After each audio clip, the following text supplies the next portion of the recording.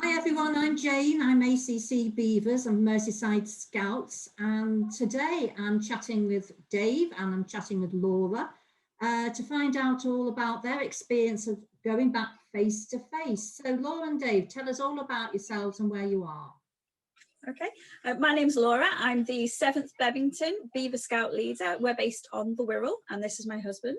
Yeah, Dave. I'm the assistant Beaver Scout leader at the 7th Bebington, and I'm also the assistant district commissioner for Beavers in Bebington district.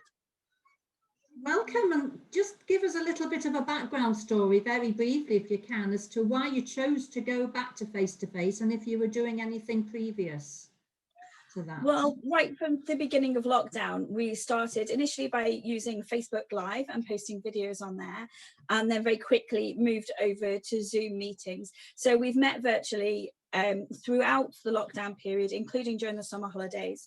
During the term time, we ran a badge-based program, and then over the summer, we just did fun and games, just a way to stay connected with our families.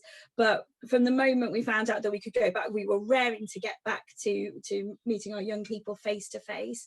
So we didn't rush into it. We took our time, didn't we? And we worked really closely with the leaders in the other sections as well, and with the church as well. We meet because we don't have our own hut, to find out what limitations the church were placing on us returning to face and how we could work our risk assessments around that. And one of the main reasons for wanting to go back to face was because we had a very, very large colony. We had 52 members at the beginning of lockdown, and Dave is very good at staying in touch with the parents, so he kept in close communication with them, and the vast majority of them were still eager to hear about what we were doing. But actually on the Zoom meetings themselves, we were averaging about 10 beavers per session, if that. During the badge part before the summer holidays, when we're still doing activities towards badges, we set them challenges each week, like homework basically, and we got more people responding to the challenges than were actually attending virtually. We found that quite frustrating, from a group of 52 down to just 10 attending the meetings. But they were all the parents were very, very eager to get back to face and said, we definitely still want to be part of the group. We just can't do Zoom. Little Johnny doesn't like Zoom, or it doesn't fit in with my work schedule, various reasons. So, yeah. Dave, could you tell us then about how did it feel and what was the preparation like for going back face to face? Well, obviously, once we did actually get face to face, it was jubilation. Yes. I don't think there's enough words to describe it, but it had been such a long process from sort of the end of June, beginning of July, when it was first sort of announced, the whole sort of process for getting back to face and getting to the risk assessments and then sort of speaking to all the leaders and doing all the documentation and stuff. And there was a lot of work that went into it, and it did take a long time. So just to sort of finally get there, especially when on the day that we did first meet, that the weather was a bit iffy, so we were slightly worried that it would not go ahead, which was it was a relief to get there at the end. So so it was nice that all the hard work and just seeing the young people, how happy they were to be there. I mean, some of them, by the point we'd gone back, they had gone back to school, but some of them hadn't been at school for majority of 6 months or so, and they hadn't, some of them had seen some of their friends, I'm sure, like now and again, but not properly. So yeah, it was really great to get back. Yes, definitely. Did you stick to the same evening, or did you change to a different time in the week? Yeah, so we stuck to the same evening, but usually our meeting would be from 6 o'clock to 7:15.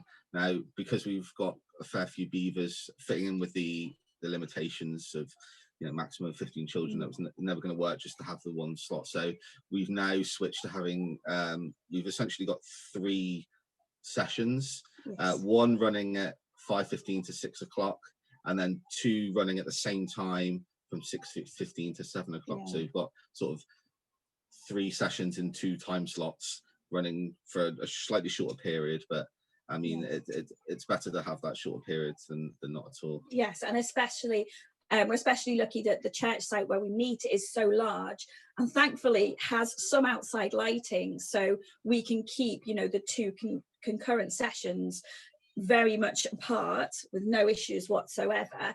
And also with the shorter sessions, with them being outside in the cold now, you know, they're only little, some of them, so, you know, the parents don't want them out for the normal duration of a meeting. So it's worked quite well, and we've had great feedback from the parents. We got so many messages, didn't we, after that first week back, saying how happy the parents were, how happy the children had been, and coming home so full of excitement and happiness. So yeah, it's worked really great. And well done. What a success story so far. Thank you. So would you like to, between you, think of maybe one challenge that you came across, one thing that really made you buzz, and then if you have any advice for anyone, that would be really cool.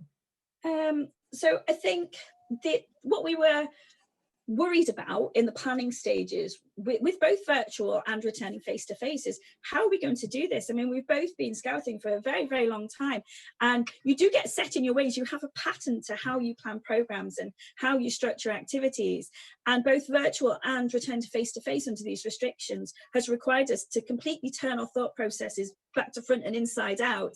And so we were quite wary about how we were going to do that. But actually, that challenge, once we really sat down and thought about the activities, both with virtual and with returning face-to-face, it was quite easy to sort of sit down and think, okay, well, the children enjoy playing that game. How can we modify this so they still get that same enjoyment, but it's safe and it fits in with the restrictions? And so I think it was more our mindset was the biggest challenge, that, oh my word, how are we going to do this? Until we sat down and we brainstormed with the other leaders, both within Beavers and with the other sections, to find out, well, what are your thoughts? And do you think if we do this, this would work? And just bouncing ideas of each other, that worked really well. It's also been incredibly useful to have Facebook groups, like the first virtual Facebook group and the first Facebook group and the resources on the Scout website. We've, you know, picked what we've wanted from all of them and the ideas, and developed ideas that other people have put forward on there. That scouting community has been invaluable, hasn't it? So I think the challenge has been the mindset, and the success has been working as a team, I guess. You know, it sounds a bit sanctimonious, but it's true, that's what's worked for us. Yeah.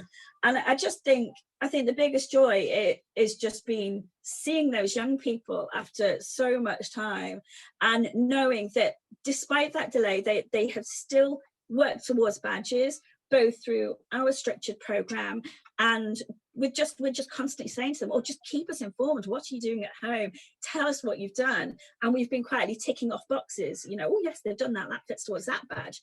So they're coming back and they know they're going to get badges and they can't wait. We've had a few that have achieved the Chief Scout Bronze Award, which is awesome. And just that buzz of, yeah, they are still passionate about scouting in the same way that we are, and that's just fantastic. Well, Laura, I can sense your passion, that's for sure, and certainly Dave. And Dave, would you like to just finish by offering any advice to anyone that maybe not had ventured as far as Zooming or going on Facebook or face to face? Yeah, I mean, it's tricky to pick out one thing. I guess being flexible is probably the key thing. You know, what obviously for most groups, what they did before is not going to work in the current situation. So it's maybe about thinking outside the box. You know, can we change the times that we meet, the days that we meet? You know, maybe meeting at a weekend works. You know, just thinking about how can we work around what's currently going on. You know, do we need to sort of alternate weeks? Do we need to maybe do 1 week of face-to-face and 1 week to Zoom? You know, all those sorts of things. You know, if we can't meet indoors, how are we going to meet outdoors?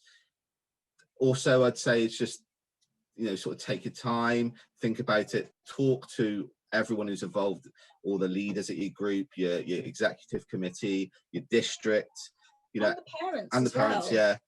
So, you know, you might find that I've got a problem with this because of, you know, X, Y, or Z, and, you know, suddenly maybe one of your parents comes up with, oh, why have you you know, why don't you try this? Or I've got this contact that knows this, or, you know, it's just being open and, you know, having that dialogue that's open with everyone that's involved in the group, you know, and that will probably help you solve most of the problems. But I think in the end, it's worth it. Just definitely worth it. Yeah.